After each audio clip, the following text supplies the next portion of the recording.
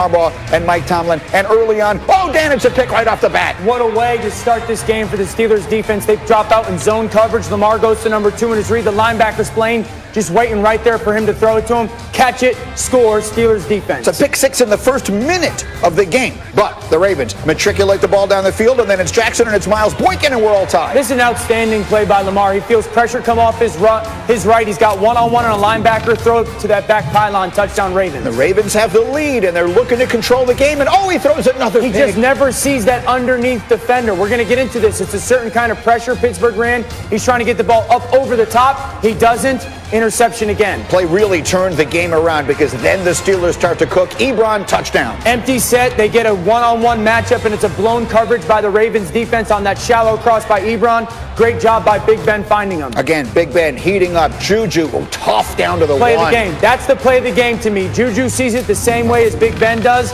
and it gets that easy touchdown for the Steelers. James Conner takes it in. Steelers up by 4, but Lamar Jackson hanging in. Deep for Devin Duvernay. Outstanding job by Duvernay of just seeing that coverage, double move, go up, and then this is a great job of just finding space in that end zone. Lamar drifts, touchdown Hollywood Brown. Now we're going back and forth. Ravens are up by 3, under 8 minutes to go. Steelers, first and goal, Roethlisberger, Claypool.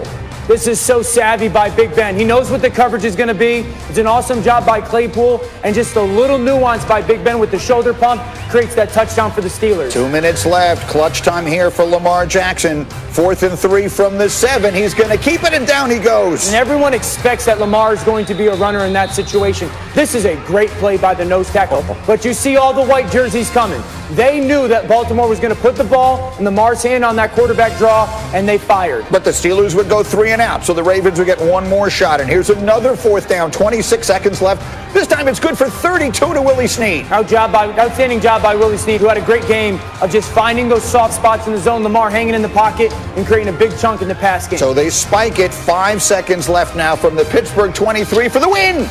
And it's not there. Outstanding break on the football by Minkah Fitzpatrick. You're going to see it right here. Watch him drive on the football. That is a clean play. Elevate and go make bang, bang. Steelers get a win. Steelers unbeaten at 7-0. They win a thriller 28-24.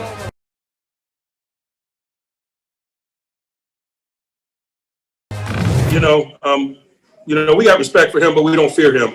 And so, we're not surprised by anything that transpires. The turnovers, I feel, is the reason we lost the game. I put that on me. Got to clean those up, and I feel we won that game. I feel we're in a great spot. We just got to finish.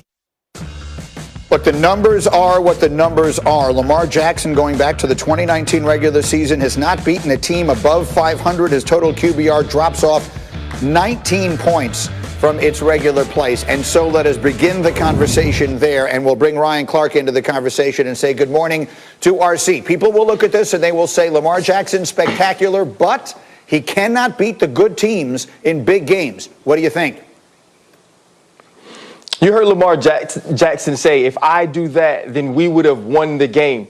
Right now, that would be the title of his 30 for 30. If I did that, we would have won the game. You can say the same thing against the Los Angeles Chargers. You can say the same thing against the Tennessee Titans. And you can go to the 3 games against Patrick Mahomes and the Kansas City Chiefs that he's lost and say the exact same thing. If Lamar Jackson plays better, if Lamar Jackson finds ways to get in efficient passing games, if Lamar Jackson finds ways to make plays, then the Baltimore Ravens win. But it's been too many times in the big game, in the most important moments, that Lamar Jackson and his offense hasn't made the plays to win football games. Right now, they are viewed through a championship bubble. And in that bubble, they don't win when the team's as good. They don't win when the rosters stack up. They don't win when they can't physically dominate.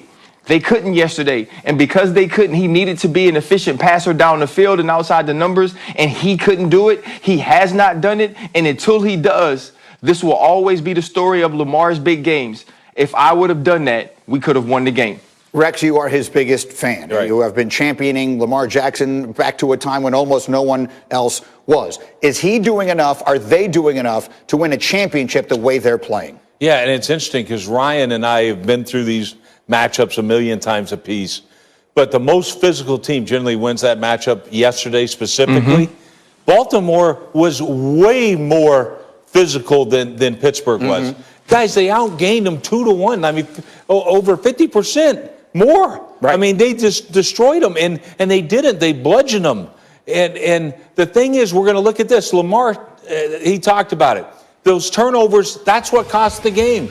They're up 10 points, and they just blew it. And, man, I mean, the Ravens, I come out of this game, I am fired up because I ran the ball down Pittsburgh's throat, something that was supposed to be impossible to do, and you guys accomplished it, yet you never won the game. It's frustrating. But, guys, whatever we do, the biggest mistake we can make is what Baltimore's done this year. They're trying to make this guy somebody he's not. He's never going to be Aaron Rodgers. But you know what? He doesn't have to be. He was the league MVP last year.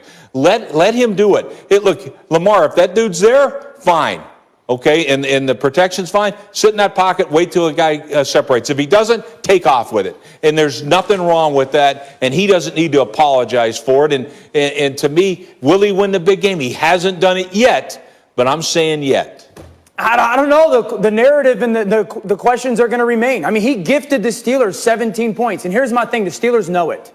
The Steelers know exactly how to play against Lamar Jackson because they've done it 2 times in a row. It's like they're going to dare him to beat them throwing the football. They're not going to allow him to beat them when they run the football. It's the same 3 turnovers of the same type of defense. Zone pressure, blitz 1, drop 1. Number 1's taken away. Linebacker, just wait there in the middle of the field. That's where Lamar wants to throw the ball. He will get back to you. Pick, interception. We can go to the fumble. It's going to be the exact same type of defense. A zone pressure. You're going to see Bud Dupree come off the edge, and they're going to drop the backside defender. Now, first of all, Lamar, once you see T.J. Watt get stuck inside, that ball should go to the flat right now. It's 2nd and goal, but the zone pressure is throwing him off a little bit. He's loose with the football in the pocket. Bud Dupree goes for the swipe. Huge turnover. That's 3 points right there. So now we're at 10. How we go to the 3rd interception to start the second half? Oh, Bud Dupree coming off the edge. That guy on the ball is going to drop off the ball. Lamar never sees this guy. He never sees that dropping linebacker. He throws it up over, trying to think that tight end is going to go run to space. Interception. The Steelers know how to play Lamar Jackson. Like, that's my concern, is they know those zone pressures are going to hurt him. And it's like they came out and said, you know what, Lamar, we're not going to let you beat us doing what you do best, running the football, and we don't think you're good enough to beat us throwing. And right now, the Steelers are right. Their defense is right. Can I ask a question about the Steelers to my former Steeler, Ryan Clark, who last week on this program named them the 3rd best team in the NFL, even though they are the only unbeaten team in the NFL. Are they now the best team in football?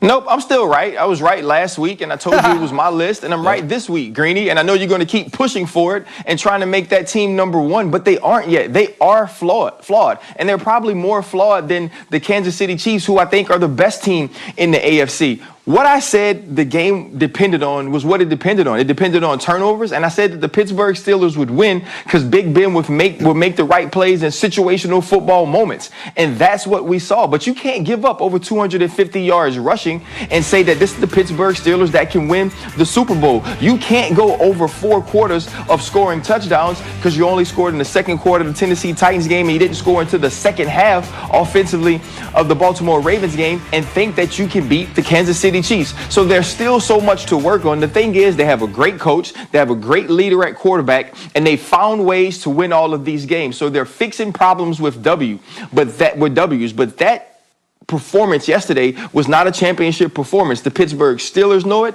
but the one thing I take away from that game is that I know Coach Tomlin doesn't mix words. He doesn't say things for headlines. He doesn't say things for clicks.